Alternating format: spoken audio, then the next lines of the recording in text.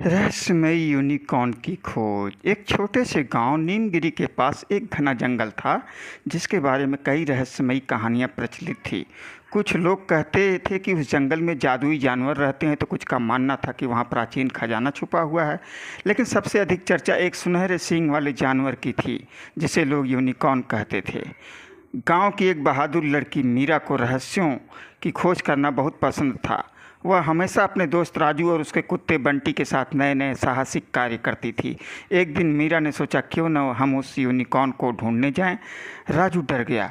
वह मीरा लोग कहते हैं कि जो भी उस जंगल में गया वह वापस नहीं आया। मीरा ने हंसते हुए कहा, यह सब अंधविश्वास है, हम तो बस थोड़ी खोजबीन करेंगे। और इस तरह मीरा, राजू और बंटी ने रहस्यमय जंगल की ओर कदम बढ़ा दिए। साथ में उनका कुत्ता भी हो लिया। जंगल में प्रवेश करते ही वहाँ उनका वातावरण अजीब लगा। पेड़ों की पत्तियाँ चमकीली थी और हवा में एक मीठी सी खुशबू थी। तभी अचानक बंटी ने भौंकना शुरू कर दिया।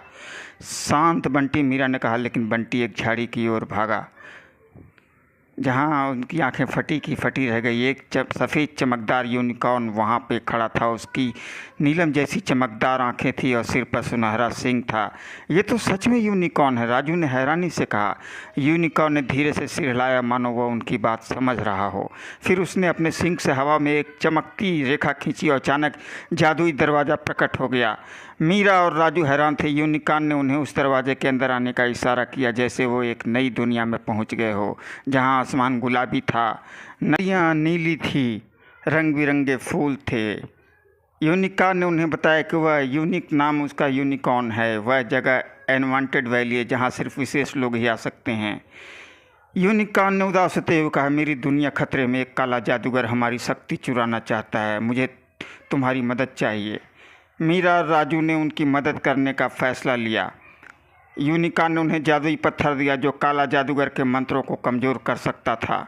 जब वे काले जादूगर के महल पहुंचे तो उसने अपने अंधेरे जादू से उन पर हमला कर दिया। लेकिन मीरा ने जादुई पत्थर उठाकर कहा, बुराई का अंत हो। एक चमकदार प्रकाश फैला और काला जादूगर के ऊपर जैसे आफत आ गई हो।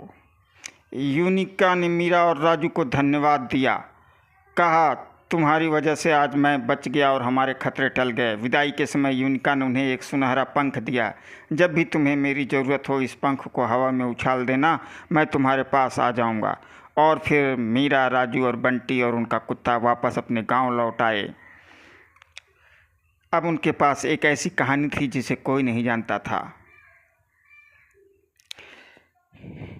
और मीरा और राजू बड़े होकर भी उस पंख को संभाल कर रखे हुए थे। उन्हें हमेशा यूनिकॉर्न की याद बनी रहती थी उस पंख की वजह से। और वो याद करते कि जब वो छोटे थे तो यूनिकॉर्न ने उनसे मुलाकात की थी और उन्हें एक पंख तोहफे में दिया था।